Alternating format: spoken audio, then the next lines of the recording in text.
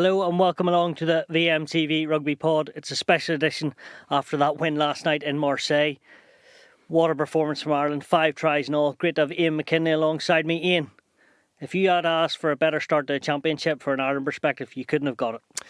Couldn't have asked for anything more, and you know, it's a long time for those players having to mull over the disappointment of the World Cup. And, you know, you think of France now, how much more disappointment they're going to have now from not having any sort of reaction from it. And Ireland have just continued from where they were at the World Cup in terms of performance. And, you know, some young guys getting their opportunity. I'm sure Farrell, you know, couldn't have asked for any more from them. They did exactly, I'm sure, what they prepped and what they wanted them to do. And you know, it almost, even at, you know, watching the game and even towards the end, it sort of had an anticlimax, you know, because it was so comfortable. And it's been such a long time that you've probably seen an Irish team absolutely physically dominate a French pack like that. And everything was just so composed and so many question marks going into it. But it was just as a complete performance as you could get at the start of a Six Nations against such a high quality opposition in France. It's funny though, everyone I seemed to ask beforehand backed France. I certainly thought France would win. Where were you in all this? Are you going to say that you thought Ireland would do a job? Yeah, I said Ireland by 21, of course. Looking at the two teams, I definitely thought, you know, France had, you know, Ireland were obviously disappointed, but France, you know, being on home soil in that World Cup, almost the disappointment was amplified. It was much bigger. So I was expecting France to win it. And when I saw the teams, I just thought having Luku and, you know, the halfback combination there been from Bordeaux, I just felt that could have been a smoother transition than, say, maybe Gibson Park and Crowley, you know, little areas like that. But just everything was just blown out of the water in terms of how composed Ireland were, Peter O'Mahony's captaincy, how well Crowley played, how well he's now known as, I think we all know now at this stage, Big Joe. Even Tyke Byrne, the line out, Jemison, Gibson Park, James Lowe, his kicking, like literally you could pick out every single player and they just played unbelievably well and just continued that form from the World Cup. You talked about Joe McCarthy and Crowley, but let's talk on your former position, Crowley. Shaking off start, but then he came through it, showed a lot of resilience, but looked good towards the end. Even in that second half, he impressed, didn't he? Yeah, absolutely. I mean, I've been lucky enough to be in the Velodrome. It is an intimidating stadium. You know, you feel enclosed. It's almost like, I suppose, the Millennium Stadium in that regard. And it can be an intimidating atmosphere. And I thought he applied himself really well. Yes, there were a couple of early jitters, you know, of a block down kick, miss penalty, kick out on the full. But like as a whole, I think he can be so proud of that. Because of those small little errors at the start of the game, you know, it could be very easy to go into your shell, and he did the complete opposite. He had his chest out. He was confident in every decision that he was making. You could see when he was kicking for touch, you know, won't say how animated he was, but really how confident and assured he was in how he was talking to the line-out callers. And he just went from strength to strength as the game went on, which is a really good sign, you know, carrying a bit of momentum now, well, a huge amount of momentum into the next game. And I think the biggest thing out of it was that he played the whole game. I think it could have been easy. Ireland had that game won with about 10 minutes to go, and like Frawley, I rate Frawley so highly as well. But it could have been easy for Farrell to give him the last 10 minutes. But Crowley has almost steered that ship in that direction. You know, obviously with the help of his teammates, given a good platform and everything like that. But I think that's the biggest testament to how he played, is that he finished out that game. You've been in that position before. Maybe the first 20 minutes doesn't go your way.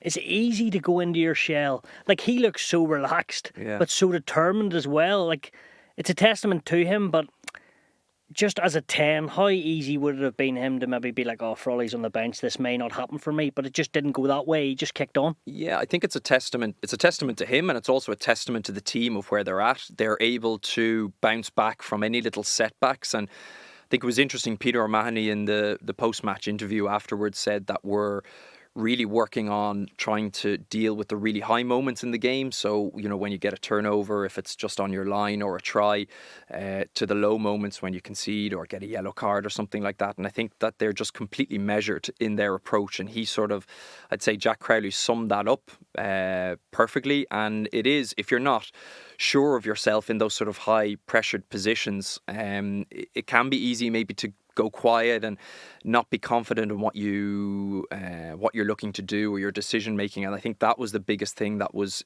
so impressive about him, is that he just continued that. He was confident in what he was doing. But this is his chance to shine. I mean, you know, there's always been the debate of, you know, Carberry and then Frawley, the Burns in Leinster. Like, this is his opportunity to stake a claim in the jersey, and he's, for me anyway, has certainly got off to as good a start in terms of how he attacked the line for Tadhg Burns' try. You know, he was able to take a hit right on the gain line. He varied his kicking game, you know, and ultimately he was 6 out of 7 from the kicking tee. You know, obviously he did miss that one in front of the post, about 30 out, but you know, it was a fairly accomplished, mature performance, you know, given the hostility and sort of all the fallout from the World Cup involving France and obviously Ireland. Yeah, and he nailed a few from the touchline, which is always great to see. Another man who was certainly staked his claim, Joe McCarthy, countering rocks, carrying ball, looked absolutely colossal there.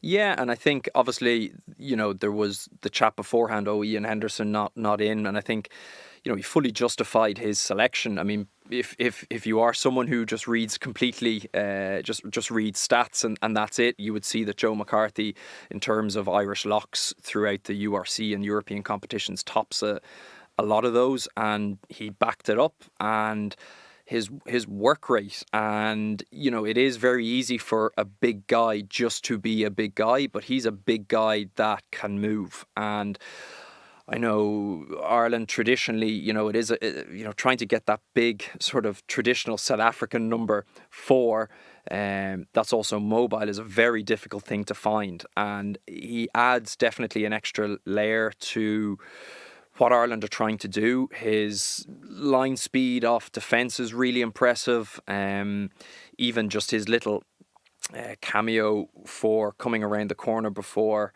Nash's try in the corner, like that just in some ways, in a very small way, summed it up. You know, being able to attack in between two French defenders like that just draws French defenders in, and then obviously you can play off a bit quicker ball from it, and it's invaluable. So yeah, he fully deserved his man of the match, put in a huge amount of work and effort, and again it just adds layers to that position, which I'm sure Andy Farrell, Paul O'Connell as well will be absolutely thrilled with.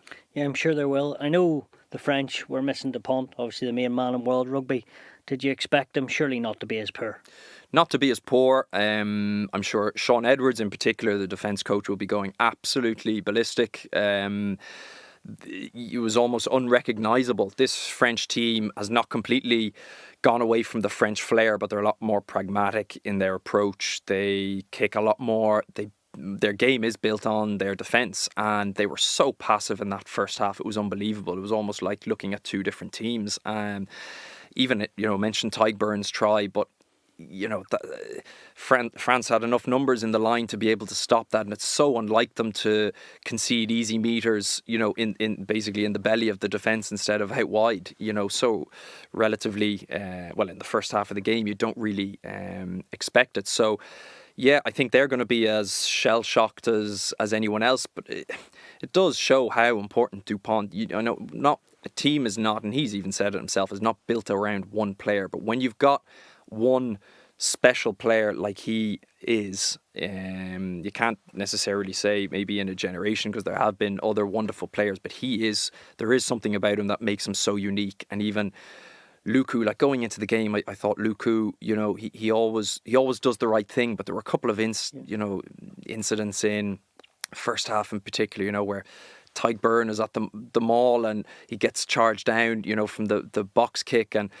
past one, remember that Joe McCarthy was able to get up off the line and it was man on ball on Aldrit. You know, these are things that Dupont is able just to see in the moment, and those things can transform momentum, and that can get France onto the front foot. So he's going to be desperately missed, and I think that's fairly evident from that first game. But you would imagine that France won't be lacking in as much energy defensively in particular for the remainder of the competition. You'd find it very hard to fathom. A final one on Ireland I think we should touch on. Peter O'Mahony, the new captain, you know, yes, he's been there about for so long, but he would have felt the pressure this week, you know, and he really embraced it. Hugely. I mean, been fortunate enough to have been under Peter's leadership, and you would run through a brick wall for that man. Can't be easy for him personally as well, with all the contract stuff that's going on. You know, you're going to your first press conference, and the first questions are about your contract instead of, you know, leading your country. So no, I know he got the yellow card with the pulling down in the mall.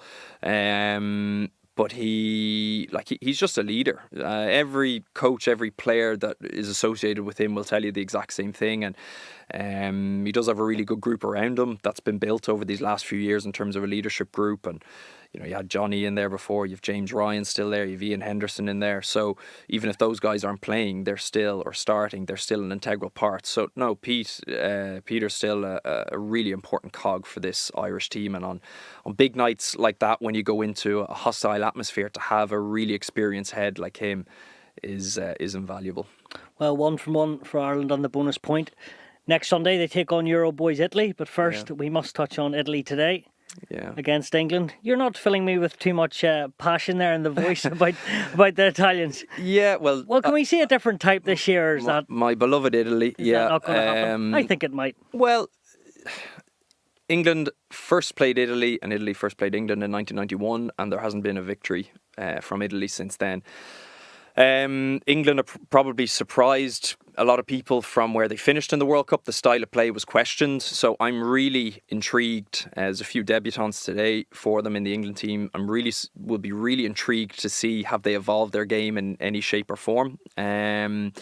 Felix Jones been on the English coaching ticket now. You know, was known hugely on this island anyway, and has had great success with South Africa. So what can he bring to the table? My beloved Italy, they've had a change with Gonzalo Quesada now, Argentinian, who's plied his trade for a long time in France. The slickest coach in international rugby.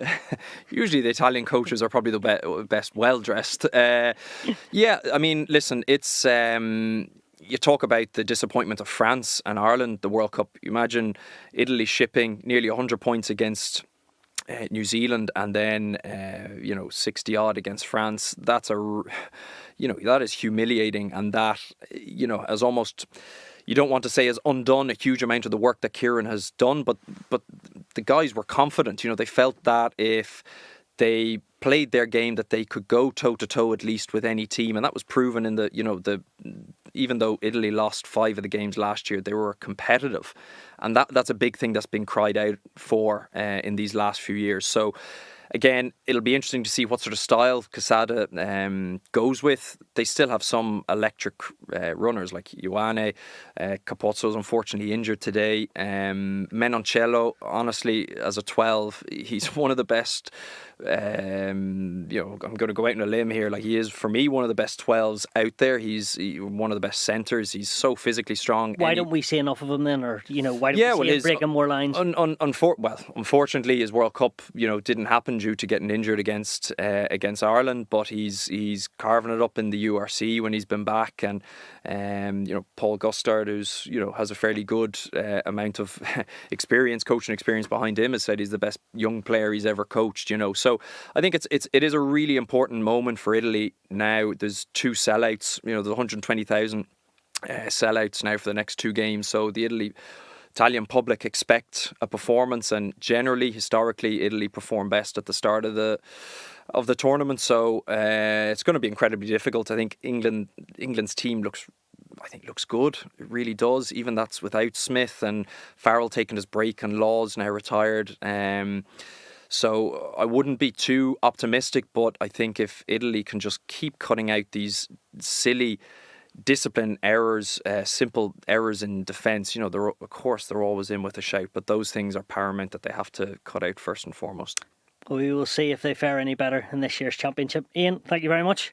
And don't forget, throughout the week we'll have all the updates and more podcasts. Thank you.